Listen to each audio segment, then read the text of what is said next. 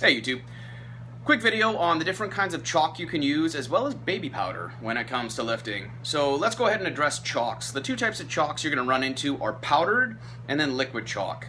I'm not the biggest fan of liquid chalk when it comes to certain lifts. However, it has its place, as well as some gyms don't allow powdered chalk because they suck.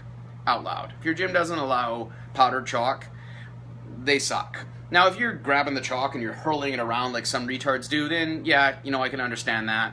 But I've had like little sprinklings on the ground at certain gyms and they're like, you're making a mess. And it's like, when was the last time you cleaned these floors? Because they're disgusting. So the chalk that I just like sprinkled on the ground is the least of your concerns. But, moving on. When you want to use powdered chalk is for certain lifts like deadlift, obviously. You're going to want to go with some powdered chalk, alright?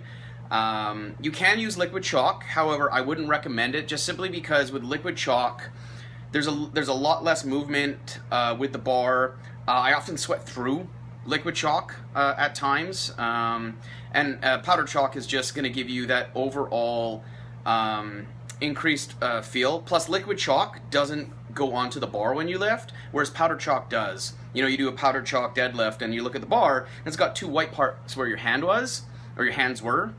Unless you're doing one-arm deadlift, and that's kind of awesome. So that's going to let you like reposition every single time and be like, okay, my hand's got to go there, right? I don't know. It's up to you.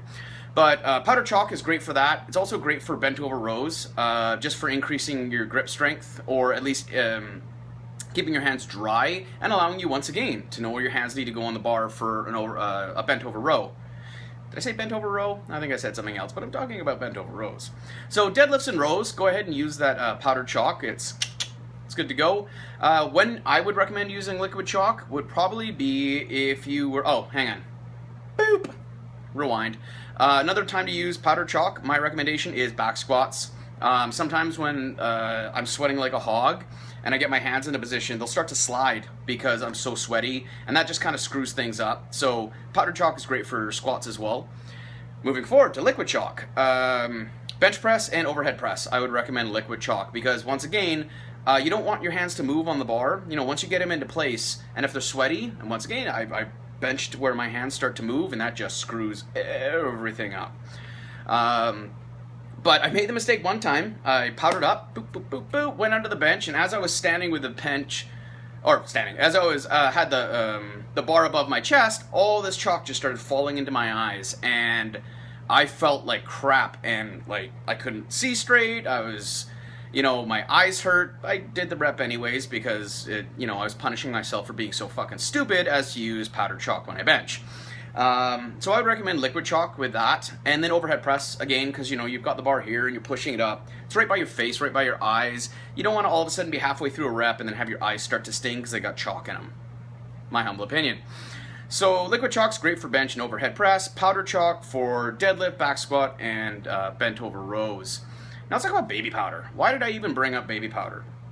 So I was at the gym many months ago, and this guy was doing deadlifts, conventional, and he was just ripping his knees apart. Like just absolutely shredding his knees because he was just pulling the bar up against his shins when he lifted. His form was great, but he was leaving like blood stains on the bar, and his legs were just torn to crap. And I said to him, like, can I give you a recommendation because you obviously have that bar so close to your shins? He's like, yeah, what's up? And I'm like, go buy baby powder. I'm like, don't ever put chalk on your knees because it's going to increase the friction and increase the tearing. Like, get some baby powder, put it on the baby powder from your knees down to your ankles, and then lift that way. He kind of gave me this really weird look. He's like, baby powder. I'm like, yeah, it's baby powder. And then, chalk on your hands. So months go by, I hadn't seen the guy, and all of a sudden I was in the changing room, and he walks up and he's like, baby powder. I'm kind of looking at him, I'm like, yes, what about baby powder? And he's like, you told me to use baby powder. He's like, that was awesome. He's like, that bar just slides up my legs now. Now the reason baby powder is great for that is baby powder is designed that when it gets wet, it allows easy movement, all right? So like, let's say you got a baby, and your baby peed, and you change the diaper, and you put a little bit of baby powder on the baby's bum. Why are you not using chalk? Because that will just cause friction and cause the baby to get a rash, and we don't want that. So, the idea being is you put baby powder on their bums, and then even if they do sweat, it allows free movement of their groinal areas, so that it doesn't cause friction rashes. All right, you might end up getting a rash from wetness, but it won't be a friction rash. Same principle when you're deadlifting. You know, if you put powder on your shins, it'll allow, even if it gets sweaty and wet, it just allows for decreased friction against your shins when you're pulling. Take it for what it is, boys and girls. That's it. Baby powders, liquid chalk, and regular chalk. Things that I carry in my bag. I don't use baby powder anymore because I sumo squat, but in the days that I used to conventional, yeah, I'd use baby powder. That's it, guys. Post questions and comments down below, and as always, eat like a bodybuilder, train like a powerlifter.